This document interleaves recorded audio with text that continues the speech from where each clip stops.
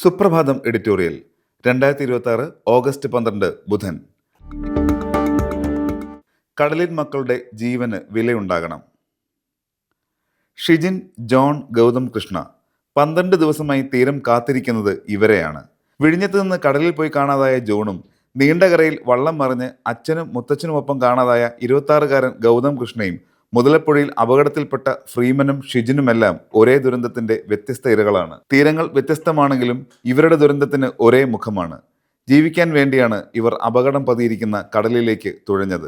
കടൽ കല്ലുതുള്ളുമ്പോഴും കരയിൽ കാത്തു നിൽക്കാൻ കഴിയാത്തവരാണ് പരമ്പരാഗത മത്സ്യത്തൊഴിലാളികൾ. കടലിൽ ഇറങ്ങിയാലേ അന്നന്നത്തെ അന്നം കണ്ടെത്താനാകൂ. അതുകൊണ്ട് തന്നെ കാലാവസ്ഥാ മുന്നറിയിപ്പുകൾ മാത്രം നൽകി മത്സ്യത്തൊഴിലാളികളുടെ സുരക്ഷ ഉറപ്പാക്കാനാവില്ല.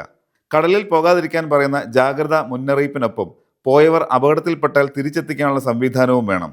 ചോദ്യം കടലോളമാണ്. കടലിന്റെ മക്കളുടെ ജീവൻ രക്ഷിക്കാൻ നമ്മളുടെ സംവിധാനങ്ങൾ യഥാർത്ഥത്തിൽ സജ്ജമാണോ? ഓഖി ദുരന്തത്തിന് ശേഷം സുരക്ഷാ സംവിധാനങ്ങൾ ശക്തിപ്പെടുത്തിയെന്നാണ് ഔദ്യോഗിക അവകാശവാദം.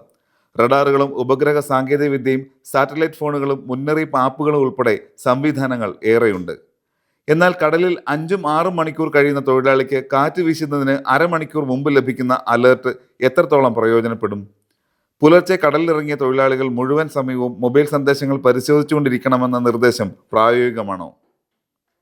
കാലാവസ്ഥാ വ്യതിയാനത്തിന്റെ ഭാഗമായി അറബിക്കടലിൽ തീവ്ര കാലാവസ്ഥാ പ്രതിഭാസങ്ങൾ വർദ്ധിക്കുന്നുവെന്ന ശാസ്ത്രീയ മുന്നറിയിപ്പുകൾ ഇനിയെങ്കിലും ഗൗരവമായി കാണേണ്ടതുണ്ട്.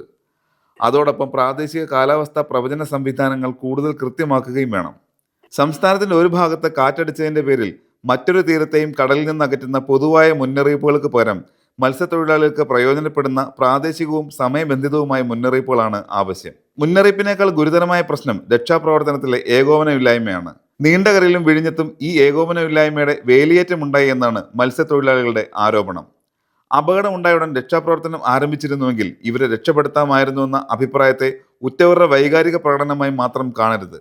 രക്ഷാപ്രവർത്തനം മറ്റ് വകുപ്പുകളുമായി ഏകോപിപ്പിക്കുന്നതിൽ എവിടെയെങ്കിലും പിഴവ് സംഭവിച്ചിട്ടുണ്ടോ എന്ന പരിശോധന സർക്കാർ നടത്തണം. പ്രതിഷേധവുമായി തെരുവിലിറങ്ങിയപ്പോഴാണ് രക്ഷാപ്രവർത്തനം ആരംഭിച്ചതെന്ന ആരോപണം ഗൗരവമുള്ളതാണ്.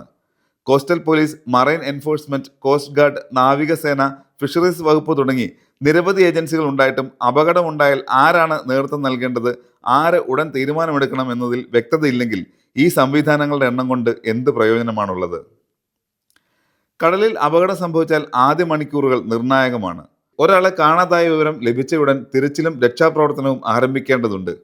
അനുമതികൾക്കും നടപടിക്രമങ്ങൾക്കുമായി മണിക്കൂറുകൾ നഷ്ടപ്പെടുത്തുന്നത് കടലിൽ ഒരു ജീവൻ നഷ്ടപ്പെടുന്നതിന് തുല്യമാണ്.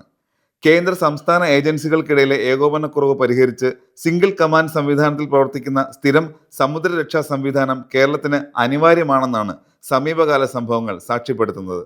മത്സ്യത്തൊഴിലാളികൾ കേരളത്തിന്റെ സമ്പദ് വ്യവസ്ഥയുടെ പുറമ്പോക്കിലുള്ളവരല്ല എന്നത് മറക്കരുത്. സമുദ്ര മത്സ്യ ഉൽപാദനത്തിലും കയറ്റുമതിയിലും ഭക്ഷ്യസുരക്ഷയിലും നിർണായക പങ്ക് വഹിക്കുന്നവരാണ് അവർ. രാജ്യത്തിന് വിദേശ നാണ്യം നേടിത്തരുന്ന ഈ തൊഴിൽ സമൂഹത്തിന്റെ സുരക്ഷയെ ഒരു ക്ഷേമപദ്ധതിയുടെ പരിധിയിൽ മാത്രം കാണാനാവില്ല. അവരുടെ ജീവൻ സംരക്ഷിക്കുന്നത് സാമ്പത്തിക ബാധ്യതയ്ക്കുമപ്പുറം ഭരണഘടനാപരവും മാനുഷികവുമായ ഉത്തരവാദിത്തം കൂടിയാണ്.